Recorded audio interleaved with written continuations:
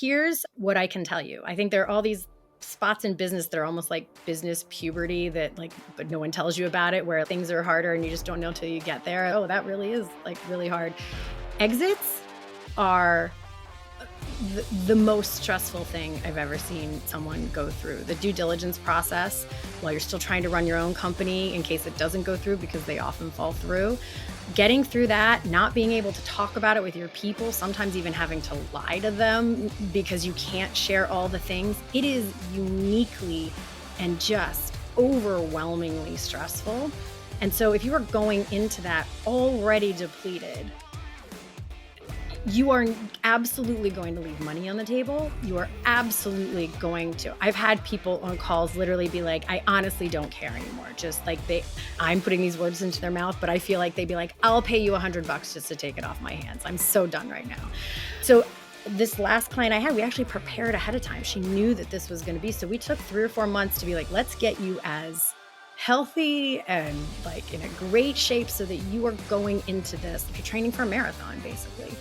I think of it as being a sustainable founder is why all of this matters. To sustainably grow your company, you cannot ignore the you part of it. This is the Entrepreneurs United podcast with your hosts, John St. Pierre and Rich Hoffman. Today, we're sitting down with the founder of At the Core, and we're going to learn a lot about Jodi here today in this episode, and specifically how she's been helping entrepreneurs for more than 20 years. Jodi, welcome to the episode. Thank you. It's great to be here. Yeah, Jodi, I've seen you've been a podcaster, you're a musician, singer, and you are a coach to entrepreneurs. How did you come to become a coach for entrepreneurs to begin with? What's actually funny is I didn't realize this until I was on a podcast a couple years ago, and it suddenly hit me that my entrepreneurial journey actually started, it's my whole life. So I'm a 3rd generation entrepreneur. Not only was my mom an entrepreneur, but so were both of my grandparents. And they own separate businesses. My grandmother owned a business in the 40s. And so it's just been like those decisions that we grappled with as entrepreneurs were table talk at my house. And then my mom involved me in a lot of her decisions, and many of the things that I discern and peel apart with people now, I know I was doing back then when we would talk things through. And so there's a big part of it that's been forever. But then, like most people out of college, I had a sort of stumbling, not super directed path. And I ended up at a really cool company where I had just an amazing opportunity to do everything that wasn't architecture. They just let me make individual things better as we grew from 8 to 50 people. And it was just an amazing opportunity to find out who I was in the business world. And we grew that company together. I'd love to sit down at the table for some of that table talk. What was that like? And what was a lesson maybe that you learned there? And how have you made it part of who you are today? Oh, that is such a great question. To me, it's how much there are almost never right answers. You can absolutely have some glaringly wrong answers, which is mainly what you're trying to avoid as an entrepreneur. But the skill set for entrepreneurship is not in getting it right. The skill set is in leaning into and developing and trusting your course correcting skills, your navigational skills.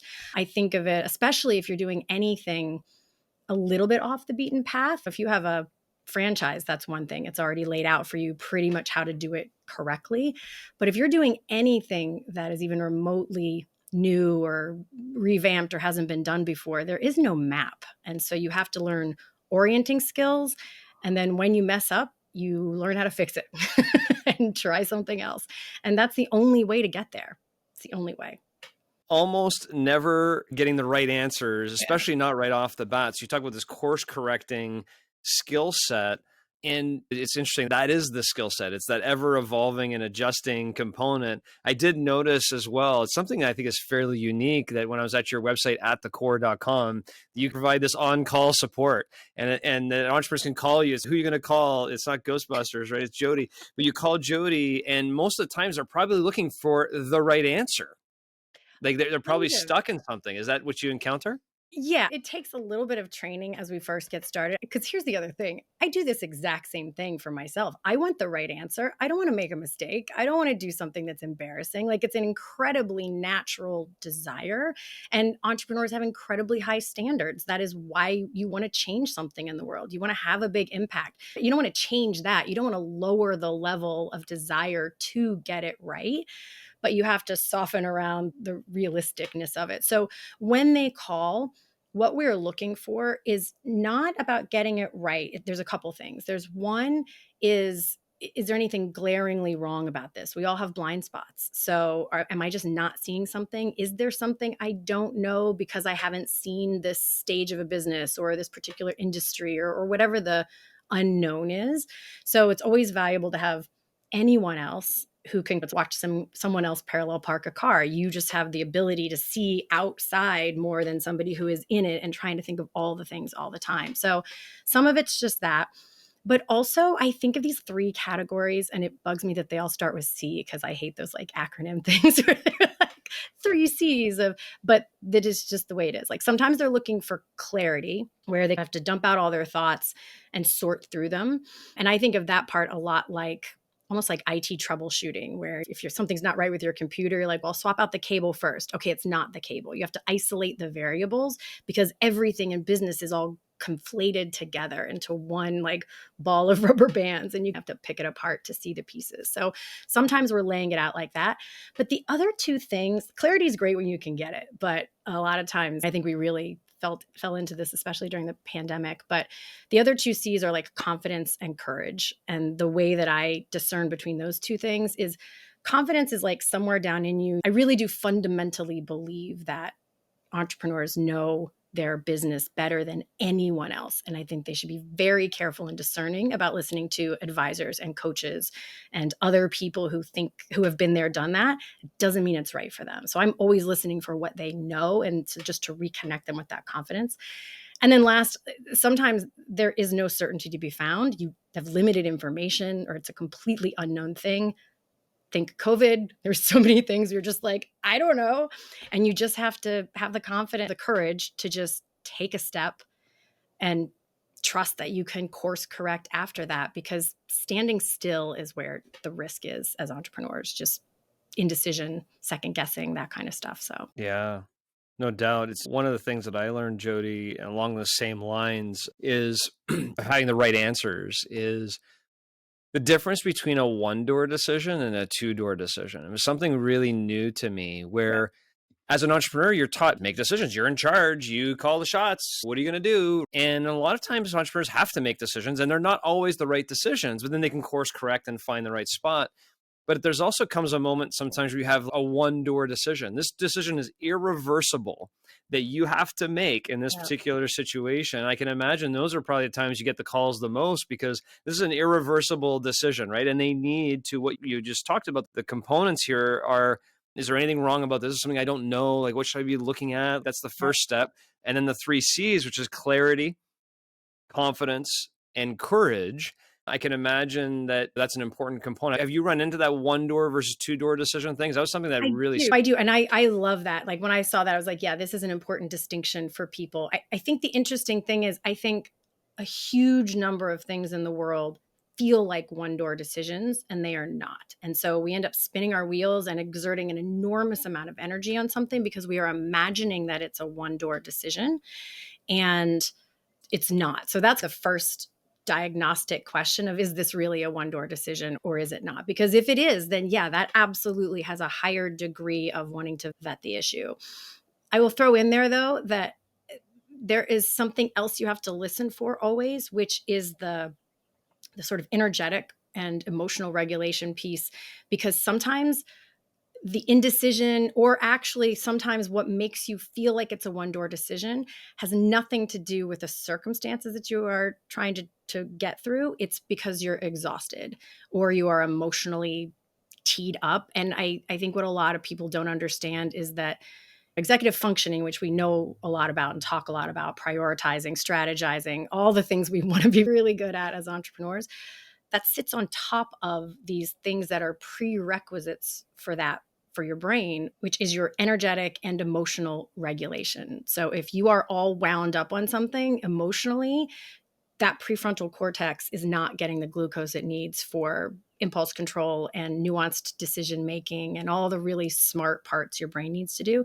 Same is true if you're exhausted and tired, and for verbal processors, which is the other piece in there. If you're a verbal processor, you have to just talk it through to get to an answer. And so knowing those things about yourself so someone else can help discern it is another way to really notice, is it a one-door decision or are there a lot more pieces here? Can you give an example of a time where emotional regulation was the need of someone who you coached? Yeah. And how did you help them engage their prefrontal cortex at that point? And what happened differently next? Yeah, I have a fantastic story for that. But I will also say part of the work that I do ongoing with people is to notice this and get ahead of it. I call it at the core because I want this awareness to be a shared thing. This is not a like I am some magic guru on a mountain. It's that you call Jodi and she tells you the right answer.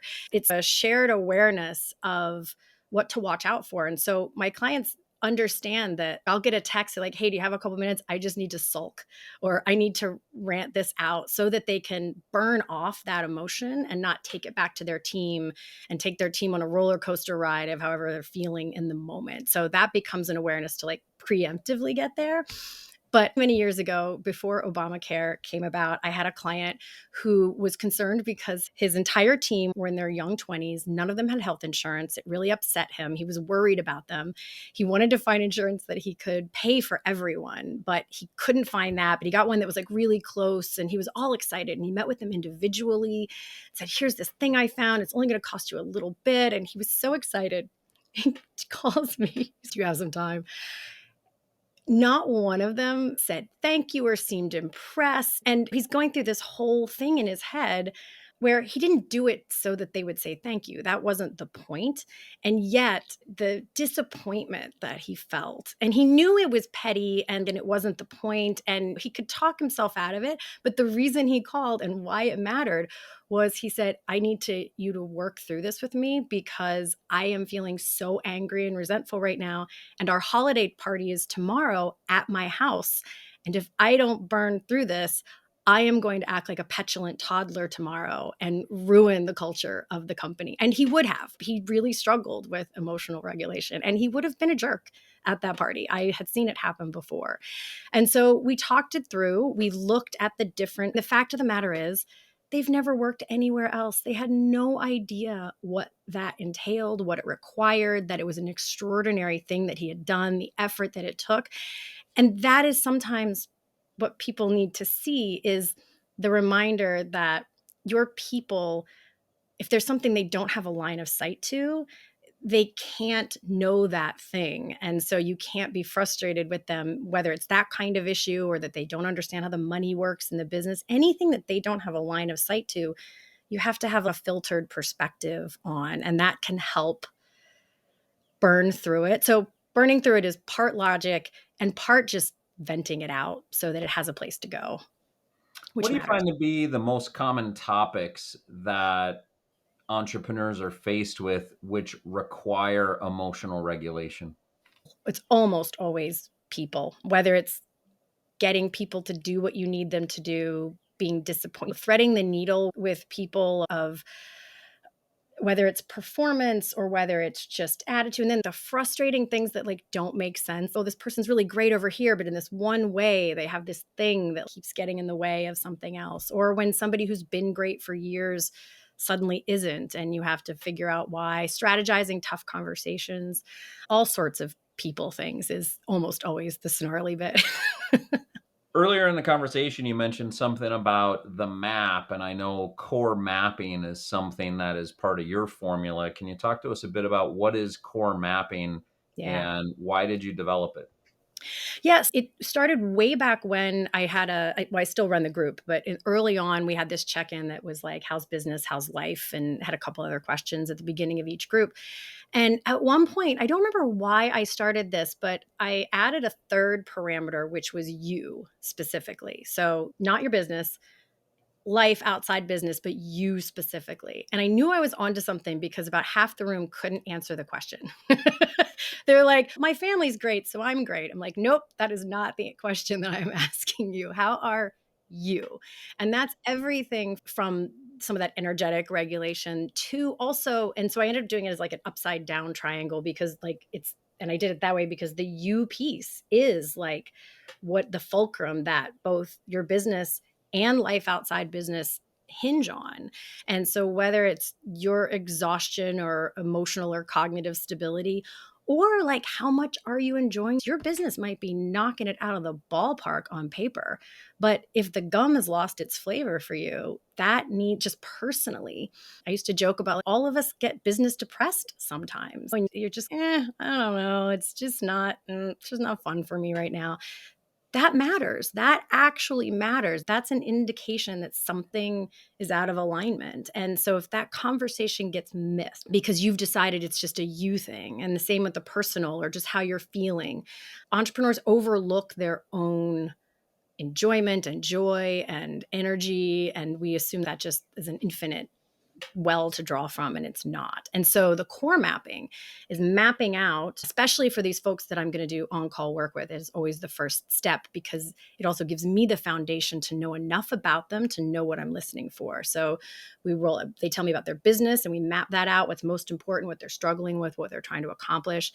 Tell me anything relevant about their life. If someone's dealing with a spouse who has cancer or older parents that they're having to navigate or issues with their kids in school, like whatever it is, that stuff matters in all these other things. And I have a great story about that. And then also them, like, where do you get your energy? Entrepreneurs are really bad at resting. We're not great at just checking out and doing typical physical rest, but you absolutely must have tools to sustainably recharge. And so talking about where do you get that energy? Is it being alone? Is it being with people? Is it being in the forest? Is it rowing on a whatever? Is it playing a video game? It doesn't matter what it is. You just need to know what they are because we will have to source those when you are down or depleted or struggling in some way. So it maps it all out so we know what threads to pull given any given and what to listen for. So in the visual of that upside down triangle and you being at the fulcrum of it, are there sections of that upside down triangle? No, I haven't. There are a bunch of those diagrams that I've never actually showed someone that I have it all laid out, but not sections in that way. I do sometimes use the two lines between you in business and you in your family. Like those are very relevant. But yeah, I have not sectioned it out that way No specifically. problem. Yeah, I was just wondering, it sounds like what it is just the focus of you are at the center of whether your business or your life go well. And in that visual representation, you're placing the individual and how they are as critical. And well, here's what it has been, but I haven't found anyone who can draw it for me in a way that doesn't look super cheesy. So I haven't done it. But if you imagine like a stick figure who's got its arms up almost in the Y, that is really how I think of it. Like you are, yes, exactly. Yeah, except I put the person, so like the V of the triangle is their arms. Like they're like holding, so that puts their head in the bottom of the triangle, which ends up looking Okay. really weird. So this is Okay. why we've not done this as a visual. But you are holding everything about your business. You're holding everything about your family. And it's really easy to overlook this like central thing that is holding those things up. But I get frustrated sometimes because conversations around self-care or rest get really put in this like smushy category sometimes as if it's, oh, go take a bubble bath. But the really harsh reality here is in the past 6 months, I've had a co-founder of one of my clients who I don't work with him personally be hospitalized because the stress actually had him in like at risk of suicide. And last September, there was a woman who after going through diligence process of an exit, a major exit, walked in front of a train. And these are not lives actually are affected by this when people are run so into the ground that it chips away at that. And so it's not a small thing. Yeah, Jodi, Rich and I have been known to really help some of our guests come together with their formulas or their graphics. That's why Rich tried to do a Lovely. little design because we love Love that it. stuff. What's interesting in the diagram that you're thinking about, first of all, 100% agree with you. that entrepreneurs put themselves last. They put their business or family first. Some of them put the business before the family, which is another topic of conversation. If you have your family first, your business second, where are you in this whole picture? And what ends up happening is they spend years and years, 10, 15, 20 years, stressed out, overworked, unhealthy, not sleeping well, all the stress elements to end up in the hospital, like you just talked about, or being unwell, or something happens in their business and they don't have the energy. And so it's a massive problem of taking care. Self-care is critically important to run your business and your family. Like, you have to be there and present. So Yeah. could not align to you more on that. And all the more, so there's all the after effect. The NVIDIA guy was last year, he was 300 million or three, I don't know, it was a three, and it was either millions or billions. It was a ridiculous amount of money, however much it was. And he was like, not worth it. Like, you have to listen to that. That's not being, yes, that's a ton of money. I think it's hard to believe him when he says that wasn't worth it, but it wasn't worth it. But also, because only so many companies get that far where you have that, the other reason it's so important is we don't get to live outside the laws of what it requires for our brain to work well. And when you are like, this is a biological fact that we don't get to argue with. Your brain needs glucose to do what it needs to do. And when you're exhausted or don't have enough food or aren't drinking enough water, you're not as smart. And stress absolutely lowers your ability to make your smartest decisions. These are not, it's just even in the moment, it really matters. Let me go to that point you just talked about, though, with stress. And we talked about emotional regulation, and we talked about you and taking care of yourself. And somebody made a comment to me the other day, Jodi, that I took exception to. And the comment was, we were in a meeting and the person said, life is stressful. Just life is stressful.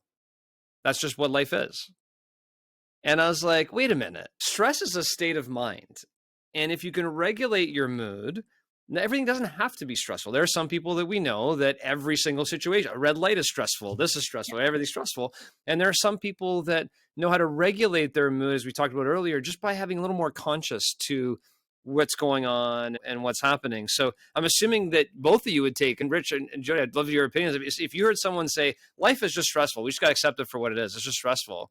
Do you guys agree that stress is a state of mind? Sounds like that's accurate for that person. I bet that person's life is stressful. And the person who says life is full of happiness, I bet that's accurate for that person. That's a great And insight, Rich. Yeah. a bit of a cheeky way to say I agree with you, John. I think it's a state of mind. If your state of mind is life is stressful, you're going to find things in your environment and interpret them as stress. If your state of mind is life is beautiful, you're going to find things in your environment and find them to be beautiful. So that would be my thoughts. What would be yours, Jodi? So I am a huge neuroscience geek, and I love like looking up I spend way too much time on Google Scholar reading things because I'm always looking for stuff that validates my hunches.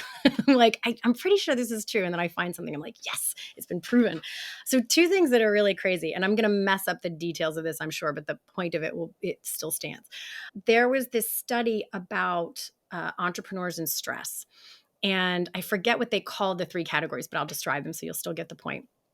Like, entrepreneurs actually thrive in a certain kind of stress. And so I would also, on the side, offer, if you do not enjoy the kind of stress that is entrepreneurship, the kind of stress where every solution comes with a new set of problems, and that progress often looks like new problems you didn't have before. That is what progress looks like, is, oh, we have new problems now. Yay. If that's not fun for you, you probably shouldn't be doing it, because that doesn't go away. It doesn't suddenly be like, everything's perfect now, we can just coast. It doesn't work that way. So there's that. Entrepreneurs like a certain amount of stress. And there's this fascinating distinction between, oh, I wish I'd pull this up. It's the way they look at it. There's a kind of stress that is exciting because it's like a challenge. I think that's the one they call it. It's like a challenge. And then the second kind I call a hindrance. Hindrance was a little trickier to understand, but that's where, oh, something's really hard and it's in my way, but if we can get around it, we'll have an advantage. So that brings up that entrepreneurial energy. Both of those actually increase their effectiveness and their excitement and whatnot. Then there's a third kind, I can't remember what they call it, but that's the one that's sad trombone sound that really bums you out, where it just feels like this is futile and it's not going anywhere. And so if you can, and then two of those are actually correlated to premature exits from business if they see it that way. So if you can help someone reframe something as a hindrance or as a challenge into the more positive kind of what's the juicy excitement piece here. And that is something that, because I know who someone is and what they care about and what like lights them up and what shuts them down, that's what I'm listening for, is like, where's the excitement piece to this? I had a woman call me who just felt like the entire bottom had fallen out of everything that she was doing. And it had, arguably. And there is a lot of value in being the like, wow, that sucks. Like sometimes people need that a little bit. But also, she is a fierce advocate in her field. I would not want to be on the other side of the table from her. And I connected her to a piece of it that was like, what if you just got called in now? Because all this time had passed and that's what she was so upset about. She was behind the eight ball. What if you got called in now as a consultant to fix this problem? Boom. I was talking to a different human being. She was like, oh, I would blah, blah, blah. And then I would do this. I'm like, thank you for calling. Welcome back to the conversation. So it's just this, you have to know what threads to pull in your own brain. And sometimes it means go away for a couple days and reset. Like it doesn't always have to be get right back at it, but we're all different though. So Yeah, you phrase it a little bit differently, but I did hear this recently, and the way you phrase it was beautiful, which is take all the emotional ways you're feeling, put that aside. What would you do if you weren't feeling that way? And they usually go, oh, I did get all these things done, right? They solve their own equation there, which is great. Here's a And really fascinating one, just before you change topics. What also sometimes works for people, if they really are just absolutely stuck, and I have to be very careful with this one because I don't want it to be manipulative, but sometimes they're like, yeah, you're right. There's just nothing can be done. It's over. And they're like, that's not true. I could just do this. That's another way to bring someone back to the conversation where they're like, my mom used to call it pushing your drawers in with a filing cabinet. You get pulled out and you're just like, your center of gravity is off. And if you can find a way to have someone push their drawers back in, all of a sudden that grounded stability is back and then they can make resourceful decisions again. And John, if you think of Mike Kay, he was the one who talked to us about his innovation was the coach's plan. Hmm. And he would say, before you go to bed at night, think about what you need to do tomorrow. That's the coach that's online. And then when you wake up tomorrow, you're going to be the player. And you're going to want to debate with the coach. But you can't debate with the coach. You got to follow the plan for that day. Right. And then you can make a different decision that next evening. But Yep. once you start your day, you're going to do what the coach says. So it's interesting, Jodi, because you tap into some of that, the coach's plan, when you're asking, Mhm. if you had someone come to you with that problem, what would you do? And they put their coaching hat on and not Yep. their player hat. And all of a Mhm. sudden there's breakthrough. Yep. Yep. Yeah, it's like mind hacks are the best. Like when I'm not at my best, I will get into these like little avoidance loops sometimes when I can feel it that there's like things I don't like, little niggly tasks I don't want to do that just, and they start to build up. And so if I catch myself in that, I have this rule to pull me back out where I'm like, if I think for the next week, and usually I only have to do it for 2 days and then I'm right back on to my flow again. If I think of something that I don't want to go deal with, no matter what it is, I have to stop immediately and go do that thing. And once I do one or two of them, then I'm flowing again. But it's like a buildup. It's almost like at a dam or something, and then it just all starts to feel yucky. So it's just knowing where you have those potholes or traps and having ways to get out of them. Yeah. And one thing, Jody, you talked about too, which all of this leads like that emotional regulation and the stress and everything that leads to premature exits, which I think is actually something I just like you to dive down there a little bit, which I hear that as people who sell the equity in their business way too early because of their emotional state versus the reality of if they kept their business a little bit longer and were able to persevere through those moments, the reward on the other side. Is that correct? Yeah. And there's two topics that are really important in there. I didn't design it this way, but just I had a client exit a couple months ago, sold her company to a publicly traded company, really exciting company. And that was the 8th CEO I've worked with as they sold their business. And I have 2 more right now that I'm talking to or selling. So this is like a niche topic for me that I didn't even realize that was becoming like a thing. But here's what I can tell you. I think there are all these spots in business that are almost like business puberty that like, but no one tells you about it, where things are harder and you just don't know till you get there. Oh, that really is like really hard. Exits are the most stressful thing I've ever seen someone go through. The due diligence process, while you're still trying to run your own company in case it doesn't go through, because they often fall through. Getting through that, not being able to talk about it with your people, sometimes even having to lie to them because you can't share all the things. It is uniquely and just overwhelmingly stressful. And so if you are going into that already depleted, you are absolutely going to leave money on the table. You are absolutely going to. I've had people on calls literally be like, I honestly don't care anymore. Just like I'm putting these words into their mouth, but I feel like they'd be like, I'll pay you $100 just to take it off my hands. I'm so done right now.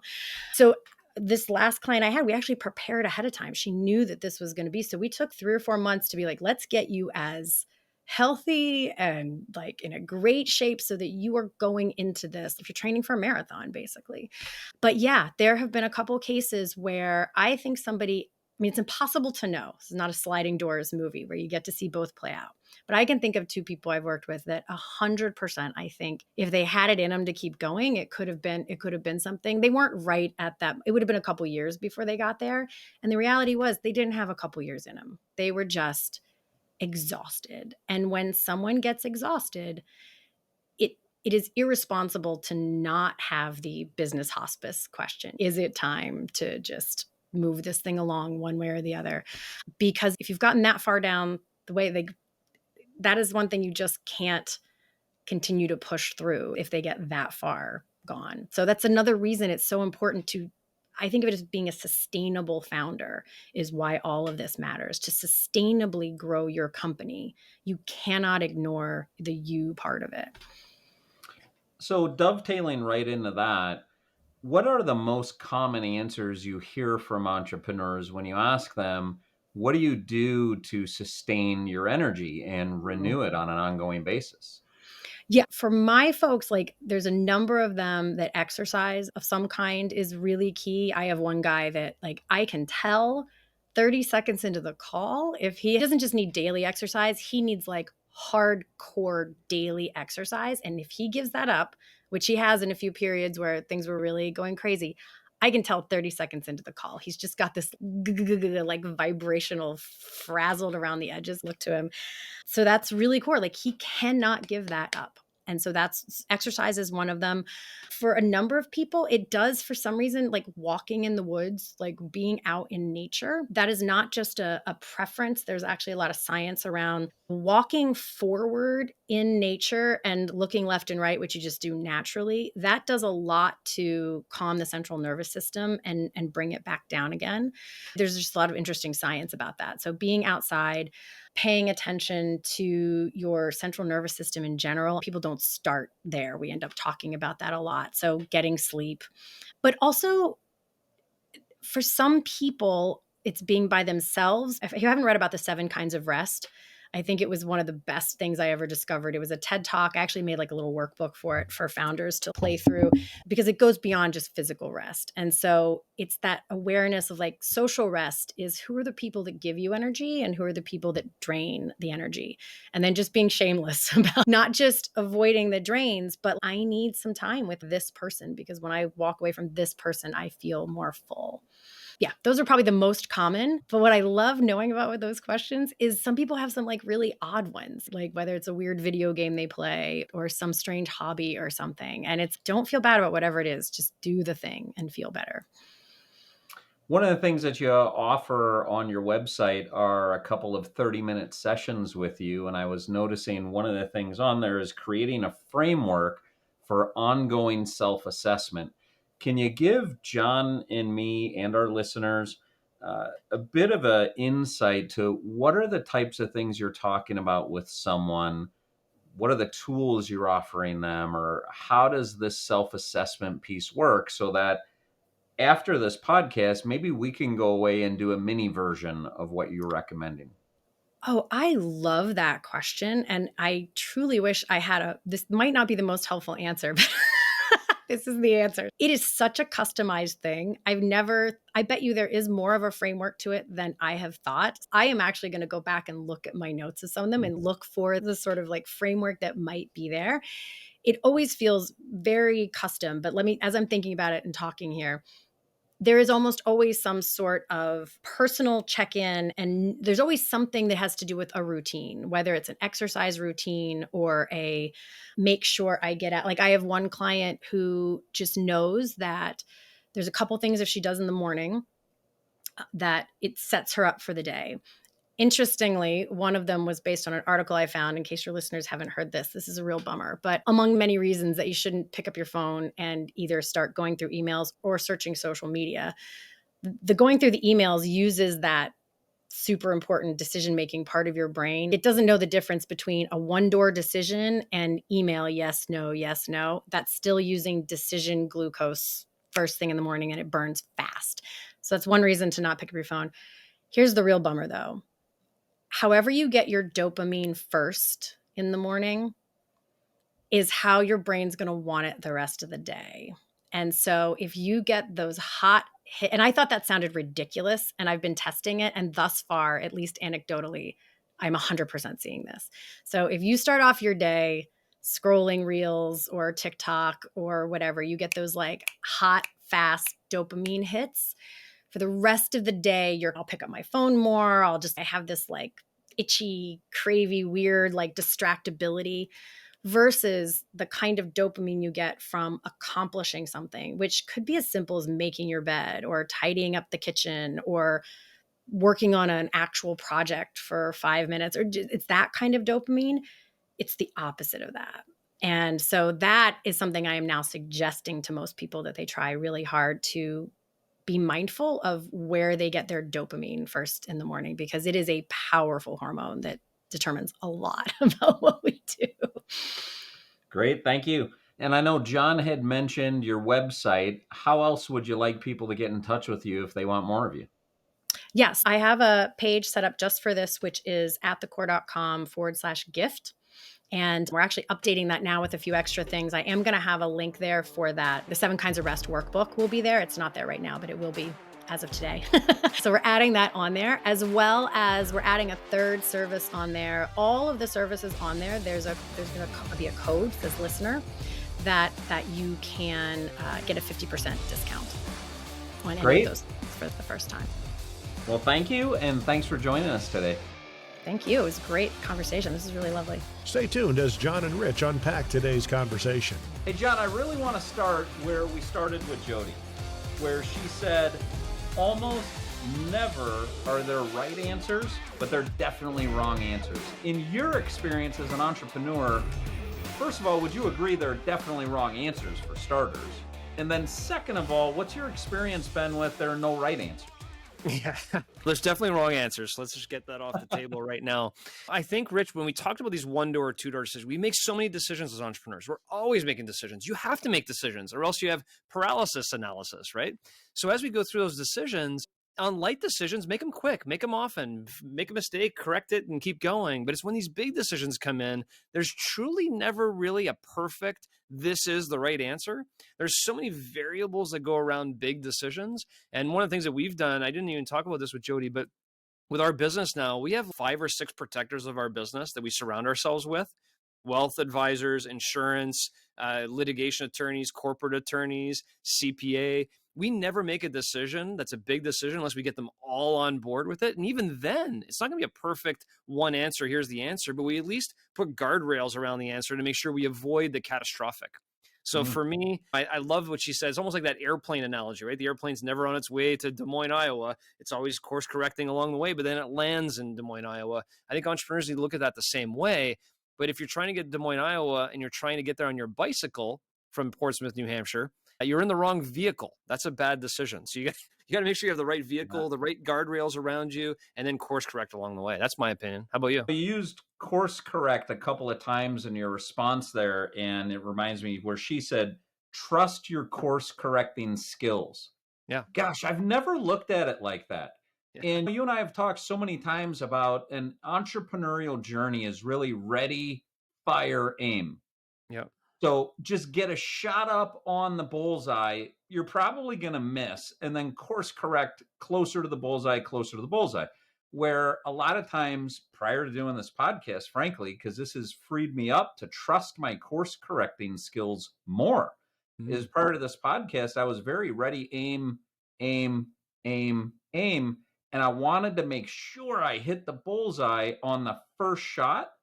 But this is a new way to think about it, is can I trust my course correcting skills versus over perfecting or perfecting or making sure you get it right? Like, just trust the course correcting skills. That's a very eloquent way to say something that you and I have batted around over the course of the last several years. Yeah, I can definitely see how you're connecting with that too from an intellectual standpoint. Like, you must trust your course correcting skills. I've known you long enough to know that you've course corrected along the way, and you do deep analysis and you make a different move and then you make a different move. So you must trust in your course correction skills. I trust in your course correction. When you think about it that way, it may make it freer for you to just fire. Totally. Right? Yeah, there are skills to take that first shot. And then there's another set of skills that are course correcting skills. Like we use things like retrospectives, areas to continue, areas to improve. Like, we have a whole language around course correcting, but I never looked at that as bundling it as course correcting skills. And I would say, I agree with you. Yeah, I have those. I've never looked at them quite that way though. And I wonder if some of our listeners could resonate with that also. Any of them who may have a tendency to over perfect the way that I used to do much more, to the point where the window of opportunity closes when you're ready, aim, aim, aim, aim. And now the opportunity is gone. Yeah, no doubt. I think the other area, Rich, that really, struck a chord with me, and I'm sure it did with our listeners as well, is I talk a lot about your life plan needs to be connected to your business plan. Yeah. You can't have a business plan that's not connected to your life plan, or else you're out of sync. But what she brought in was that third element of, it's not just your life plan, not just your business plan, it's you at the center of those pieces that really have to balance that. And it's unbelievable. She is 100% right. The amount of entrepreneurs that when you ask them, no, tell me about you. What's important to you? They go, well, my kids and my wife or husband and my parents. And no. You, like, what are you doing for you? So you're ready for these moments. She talked about getting with entrepreneurs 3 months prior to them selling their business, because that's how taxing that is, to get them physically and mentally ready for the endurance they need to get through this experience of selling their business, right? Entrepreneurs need that endurance. They need to be ready, not just for selling their business, for everyday affairs. Otherwise, they get that fatigue. And what I loved most about that was that early exit. You exit your business too early because you're just not able to get through those moments because you didn't take care of you. Funny you highlight that. I immediately turned around and took a note on it. And what I intend to do is I facilitate a peer-to-peer group with our owners. And I'm going to include that in our upcoming meeting as one of our transfer in questions, which is literally just, how are you? But I'm going to put parentheses next to that saying, cannot talk about the business or others. And I think it's going to be challenging, as Jodi asserted, that it'll be challenging for people to not talk about their business or others. Just know, how are you, independent of that? And I'm also going to use the follow-up question in our transfer in. Where do you get your energy to sustainably recharge? That was another piece of a note that I took with her that I'd love to hear from our entrepreneurs. Where do they get that energy? And I like the list that she provided. It's a good list. I can't wait to hear what people say when I use the question, but she was saying exercise and a walk in the woods and getting sleep ultimately. I know there are going to be a variety of answers to that, and I'm looking forward to what they are. Rich, you just gave us the title for this podcast, and it came right out of her mouth, and you didn't say it exactly like that, but it's one piece that connects everything together. How do you become a sustainable entrepreneur?